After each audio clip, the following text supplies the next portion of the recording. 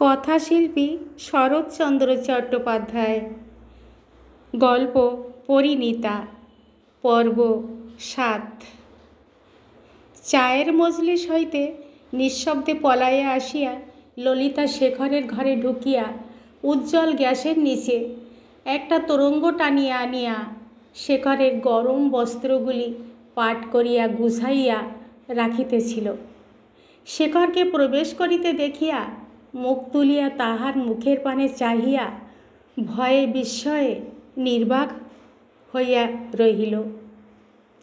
মোকদ্দমায় সর্বস্ব হারিয়ে মানুষ যেরকম মুখ করিয়া আদালত হইতে বাহির হইয়া আসে, এবেলার মানুষকে যেন ওবেলার সহসা আর চিনিতে পারা যায় না।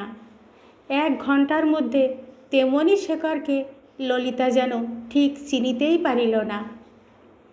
তাহার মুখের উপর সর্বস্ব হারানোর সমস্ত চিহ্ন যেন জ্বলন্ত লোহা দিয়া পোড়াইয়া কে ছাপিয়া দিয়াছে। শেখর শুষ্ক কণ্ঠে জিজ্ঞাসা করিল, কি হচ্ছে ললিতা? ললিতা সে প্রশ্নের জবাব না দিয়া কাছে সরিয়া আসিয়া 2 হাতে তাহার একটি হাত লইয়া কাঁদো কাঁদো হইয়া বলিল, কি হয়েছে শেখরদা? কই কিছুই হয়নি তো বলিয়া শেখর জোর করিয়া একটু হাসিল। ললিতার করস্পর্শে তাহার মুখে কতকটা সজীবতা ফিরিয়া আসিল। সে নিকটস্থ একটা চৌকির উপর বসিয়া পড়িয়া সেই প্রশ্ন করিল, তোমার হচ্ছে কি? ললিতা কহিল, মোটা ওভারকোটটা সঙ্গে দিতে ভুলে গিয়েছিলুম, সেইটাই দিতে এসেছি। শেখর শুনিতে লাগিল। ললিতা এতক্ষণে অপেক্ষাকৃত সুস্থ হইয়া বলিতে লাগিল, গতবারে গাড়িতে তোমার বড় কষ্ট হয়েছিল। বড় কোট তো অনেকগুলোই ছিল, কিন্তু খুব মোটাসোটা একটাও ছিল না।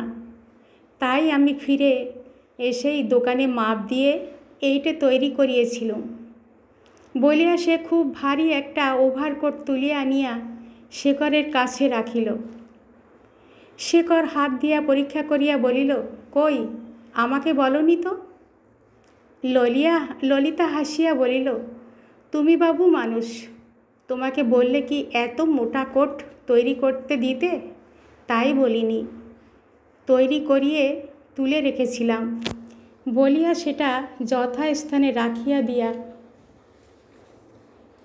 বলিল, ঠিক উপরেই রইল, তুরঙ্গ খুললেই পাবে, শীত করলে গায়ে দিতে ভুলো না যেন।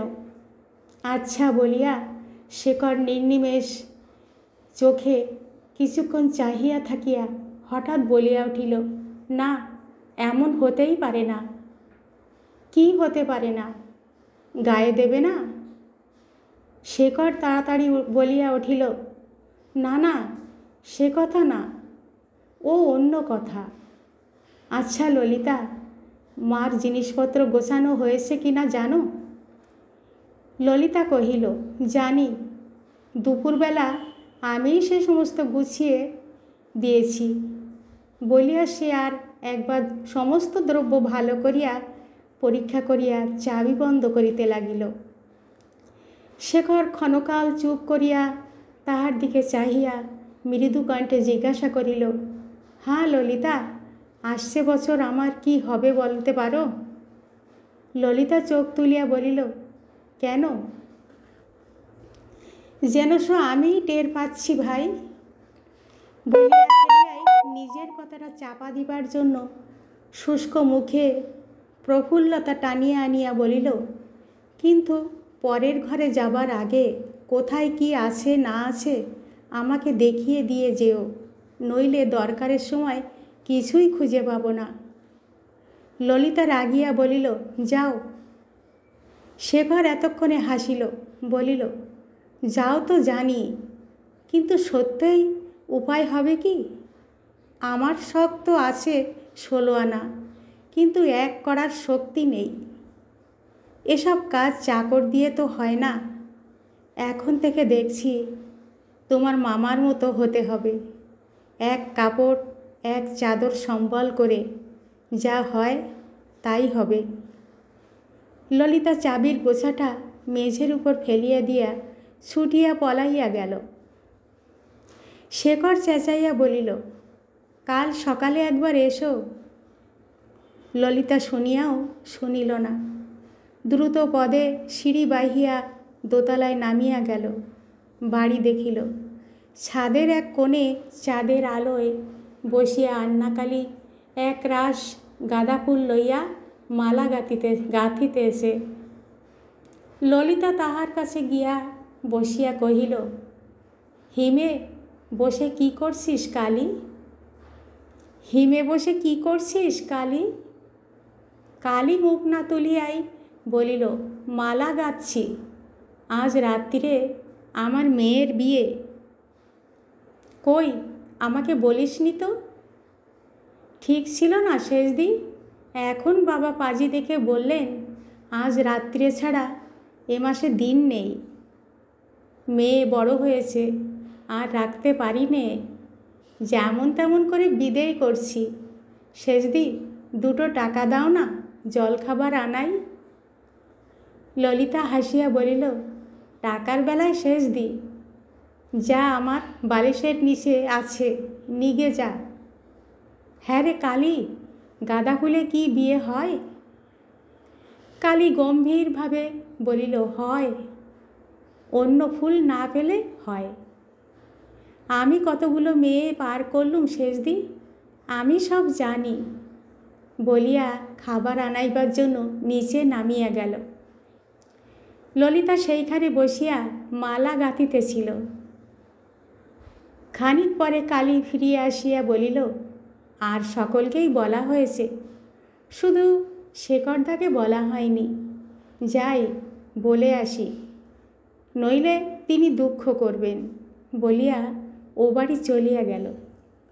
কালী পাকা গৃহিণী, সমস্ত কাজকর্মই সে সুশৃঙ্খলার করে। শেখরদাকে সংবাদ দিয়া নামিয়া আসিয়া বলিল, তিনি এক ছড়া মালা চাইলেন, যাও না শেষদি, শিগগির করে দিয়ে এসো না। আমি ততক্ষণ এদিকে বন্দোবস্ত করি, লগ্ন শুরু হয়ে গেছে, আর সময় নেই। ললিতা মাথা নাড়িয়া বলিল, আমি পারবো না কালী, তুই দিয়ে আয়। আচ্ছা যাচ্ছি, ওই বড় ছড়াটা দাও, বলিয়া সে হাত বাড়াইল। ললিতা হাতে তুলিয়া দিতে গিয়া কি ভাবিয়া বলিল, আচ্ছা আমি দিয়ে আসছি। কালী গম্ভীর হইয়া বলিল, তাই যাও শেষদি, আমার অনেক কাজ, মরবার ফুরসত নাই। তাহার মুখের ভাব ও কথার ভঙ্গি দেখিয়া ললিতা হাসিয়া ফেলিল, একেবারে পাকা বুড়ি, বলিয়া হাসিয়া মালা লইয়া চলিয়া গেল। কবাটের কাছে আসিয়া দেখিল শেখর এক মনে চিঠি লিখিতেছে। দোর খুলিয়া পিছনে আসিয়া দাঁড়াইল, তাহাতেও শেখর টের পাইল না। ক্ষণকাল চুপ করিয়া থাকিয়া তাহাকে চমকিত করিয়া দিবার অভিপ্রায় সে মালা ছড়াটা সাবধানে শেখরের মাথা গলাইয়া ফেলিয়া দিয়াই চৌকির পিছনে বসিয়া পড়িল। শেখর প্রথমটা চমকিয়া উঠিয়া বলিল, এই কালী। পরক্ষণেই ঘর ফিরাইয়া দেখিল, ভয়ানক গম্ভীর হইয়া বলিল, ও কি করলে ললিতা? ললিতা উঠিয়া দাঁড়াইয়া শেখরের মুখের ভাব ঈষৎ শঙ্কিত হইয়া বলিল, কেন, কি? শেখর পূর্ণ মাত্রায় গাম্ভীর্য বজায় রাখিয়া বলিল, জানো না কি? কালীকে জিজ্ঞাসা করে এসো, আজকের রাত্রিরে গলায় পরিয়ে দিলে কি হয়। এখন ললিতা বুঝিল, চক্ষের নিমেষে তাহার সমস্ত মুখ ভীষণ লজ্জায় রাঙা হইয়া উঠিল। সে না কখনো না বলিতে বলিতে ছুটিয়া ঘর হইতে বাহির হইয়া গেল। সে না কখনো না বলিতে বলিতে ছুটিয়া ঘর হইতে বাহির হইয়া গেল। শেখর ডাকিয়া বলিল, যেও না ললিতা, শুনে যাও, বিশেষ কাজ আছে। শেখরের ডাক তাহার কানে গেল বটে, কিন্তু শুনবে কে? কোথাও সে থামিতে পারিল না। দৌড়িয়া আসিয়া নিজের ঘরের মধ্যে ঢুকিয়া একেবারে চোখ বুজিয়া বিছানায় শুইয়া পড়িল। এই 5-6 বছর ধরিয়া সে শেখরের ঘনিষ্ঠ সংস্রবে মানুষ হইয়া উঠিয়াছে, কিন্তু কোনো দিন এমন কথা শোনে নাই। এক এত গম্ভীর প্রকৃতির শেখর কখনই তাহাকে পরিহাস করিত না, করিলেও এত বড় লজ্জাকার পরিহাস যে তাহার মুখ দিয়া বাহির হইতে পারে, ইহা সে তো কল্পনা করিতে পারিত না। লজ্জায় সংকুচিত হইয়া মিনিট পড়িয়া থাকিয়া সে উঠিয়া বসিল। অথচ শেখরকে সে মনে মনে ভয় করিত। তিনি বিশেষ কাজে আছে বলিয়া ডাকিয়াছিলেন, তাই যাইবে কিনা ইহাই ললিতা উঠিয়া বসিয়া ভাবিতেছিল। ও বাড়ির ঝির গলা শোনা গেল, ললিতা দিদি কোথায় গা, ছোটবাবু একবার ডাকছেন। ললিতা বাহিরে আসিয়া মৃদুস্বরে বলিল, যাচ্ছি, তুমি যাও। উপরে আসিয়া কবাট ফাঁক করিয়া দেখিল শেখর কখনো চিঠি লিখিতেছে, কখনো চুপ করিয়া থাকিয়া আস্তে আস্তে বলিল, কেন? শেখর লিখিতে লিখিতে বলিল, কাছে এসো, বলছি। না, ওইখান থেকে বলো। শেখর মনে মনে হাসিয়া বলিল, হঠাৎ কি একটা কাজ করে ফেললে বলো তো। ললিতা রুষ্টভাবে বলিল, যাও আবার। শেখর মুখ ফিরাইয়া বলিল, আমার দোষ কি? তুমিই তো করে গেলে। কিছু করিনি, তুমি ওটা ফিরিয়ে দাও। শেখর কহিল, সেই জন্যই তো ডেকে পাঠিয়েছি ললিতা, কাছে এসো, ফিরিয়ে দিচ্ছি। তুমি অর্ধেকটা করে গেছো, সরে এসো, আমি সেটা সম্পূর্ণ করে দিই। ললিতা দ্বারের অন্তরালে ক্ষণকাল মৌনভাবে থাকিয়া বলিল, সত্যি বলছি তোমাকে, ওরকম ঠাট্টা করলে আর কোনো দিন তোমার সামনে আসবো না। বলছি ওটা ফিরিয়ে দাও। শেখর টেবিলের দিকে মুখ ফিরাইয়া মালাটা তুলিয়া লইয়া বলিল, নিয়ে যাও, তুমি ওইখান থেকে ছুঁড়ে দাও। শেখর ঘাড় নাড়িয়া বলিল, কাছে না এলে পাবে না, তবে আমার কাজ নেই বলিয়া ললিতা রাগ করিয়া চলিয়া গেল। শেখর চেঁচাইয়া বলিল, কিন্তু অর্ধেকটা হয়ে থাকলো। থাকে থাক বলিয়া ললিতা যথার্থই রাগ করিয়া চলিয়া গেল। সে চলিয়া গেল বটে, কিন্তু নিচে গেল না। পূর্ব দিকের খোলা ছাদের একান্তে গিয়া রেলিং ধরিয়া চুপ করিয়া দাঁড়াইল। তখন সম্মুখের আকাশে চাঁদ উঠিয়াছিল এবং শীতের পাণ্ডুর জ্যোৎস্নার চারদিকে ভাসিয়া যাইতেছিল। উপরে স্বচ্ছ নির্মল নীলাকাশ। সে একবার শেখরের ঘরের দিকে দৃষ্টি নিক্ষেপ করিয়া ঊর্ধ্বমুখে চাহিয়া রহিল। একবার তাহার চোখ জ্বালা করিয়া লজ্জায় অভিমানে 2 চোখ জলে ভরিয়া গেল। সে এত ছোট নহে যে এসব কথার তাৎপর্য সম্পূর্ণ হৃদয়ঙ্গম করিতে পারে না। তবে কেন তাহাকে এমন মর্মান্তিক উপহাস করা, সে যে কত তুচ্ছ, কত নীচ, একথা বুঝিবার তাহার যথেষ্ট বয়স হইয়াছে। সে ঠিক জানে সে অনাথ এবং নিরুপায় বলিয়া তাহাকে সবাই আদর ও যত্ন করে। শেখরও করে, তাহার জননীও করেন। তাহার আপনার বলিতে কেহ নাই। সত্যিকার দায়িত্ব তাহার কাহারও উপর নির্ভর করে না বলিয়াই গিরীন্দ্র সম্পূর্ণ পর হইয়াও তাহাকে উদ্ধার করিয়া দিবার কথা তুলিতে পারিয়াছেন। ললিতা চোখ মুছিয়া মনে মনে বলিল, এই কলকাতা সমাজে তাহার মামার অবস্থা তো শেখরদের কত নিচে। সে আবার সেই মামার আশ্রিতা, গলগ্রহ। ওদিকে সমান ঘরে শেখরের বিবাহের কথাবার্তা চলিতেছে। 2 দিন আগেই হোক পাশেই হোক, সেই ঘরেই একদিন হইবে। এই বিবাহ উপলক্ষে নবীন রায় কত টাকা আদায় করিবেন সেসব আলোচনাও শেখরের জননীর কাছে শুনিয়াছে। তবে কেন তাহাকে হঠাৎ আজ এমন করিয়া শেখর অপমান করিয়া বসিল? এইসব কথা ললিতা সম্মুখের দিকে শূন্য দৃষ্টিতে চাহিয়া নিজের মনে মগ্ন হইয়া আলোচনা করিতেছিল। সহসা চমকিয়া মুখ ফিরাইয়া দেখিল শেখর নিঃশব্দে হাসিতেছে। ইতিপূর্বে যে উপায়ে মালাটা শেখরের গলায় পরাইয়া দিয়াছিল, ঠিক সেই উপায়ে সেই গাঁদা ফুলের মালাটা তাহার নিজের গলায় ফিরিয়া আসিয়াছে। কান্নায় তাহার কণ্ঠ রুদ্ধ হইয়া আসিতে লাগিল। তবু সে জোর করিয়া বিকৃত স্বরে বলিল, কেন এমন করলে? তুমি করেছিলে কেন? আমি কিছু করিনি বলিয়াই সে মালাটা টান মারিয়া ছিঁড়িয়া ফেলিবার জন্য হাত দিয়াই হঠাৎ শেখরের চোখের দিকে চাহিয়া থামিয়া গেল।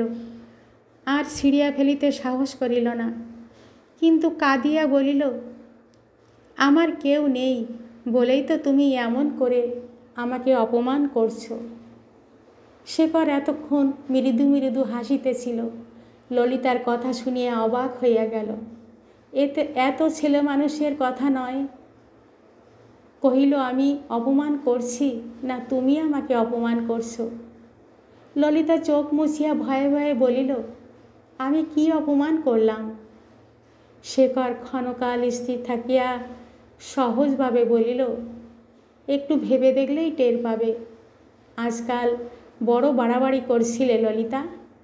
আমি বিদেশ যাবার আগে সেইটাই তোমার বন্ধ করে দিলুম বলিয়া চুপ করিল। ললিতা আর প্রত্যুত্তর করিল না, মাথা হেঁট করিয়া দাঁড়াইয়া রহিল। পরিপূর্ণ জ্যোৎস্না তলে দুইজনেই স্তব্ধ হইয়া রহিল। শুধু নিচে হইতে কালীর মেয়ের বিয়ের শাকের শব্দ ঘন ঘন শোনা যাইতে লাগিল। কিছুক্ষণ মৌন থাকিয়া শেখর কহিল, আর হিমে দাঁড়িয়ে থেকো না, নিচে যাও।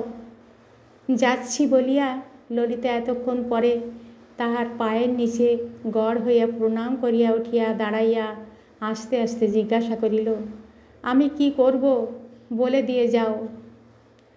শেখর হাসিল, একবার একটু দ্বিধা করিল, তারপর দুই হাত বাড়াইয়া তাহাকে বুকের উপর টানিয়া নত হইয়া তাহার অধরে ওষ্ঠধর স্পর্শ করিয়া বলিল, কিছুই বলে দিতে হবে না ললিতা, আজ থেকে আপনিই সব বুঝতে পারবে। ললিতার সর্বশরীর রোমাঞ্চিত হইয়া কাঁপিয়া উঠিল। সে সরিয়া দাঁড়াইয়া বলিল, আমি হঠাৎ তোমার গলায় মালা পরিয়ে দিয়ে ফেলেছি বলেই কি তুমি এরকম করলে? শেখর হাসিয়া মাথা নাড়িয়া বলিল, না, আমি অনেক দিন থেকেই ভাবছি, কিন্তু স্থির করে উঠতে পারিনি। আজ স্থির করেছি, কেননা আজই ঠিক বুঝতে পেরেছি তোমাকে ছেড়ে থাকতে পারবো না। ললিতা বলিল, কিন্তু তোমার বাবা শুনলে ভয়ানক রাগ করবেন, মা শুনলে দুঃখ করবেন। এ হবে না শেখর দা। বাবা শুনলে রাগ করবেন সত্যি, কিন্তু মা খুব খুশি হবেন। সে যাই হোক, যা হবার হয়ে গেছে, এখন তুমিও ফেরাতে পারো না, আমিও পারি না। নিচে গিয়ে মাকে প্রণাম করোগে। বন্ধুরা, আজ এখানেই গল্প সমাপ্ত। তোমাদের কাছে গল্পটি কেমন লাগলো অবশ্যই আমাকে কমেন্ট করে জানিও কেমন, আর আমার পাশে থাকিও।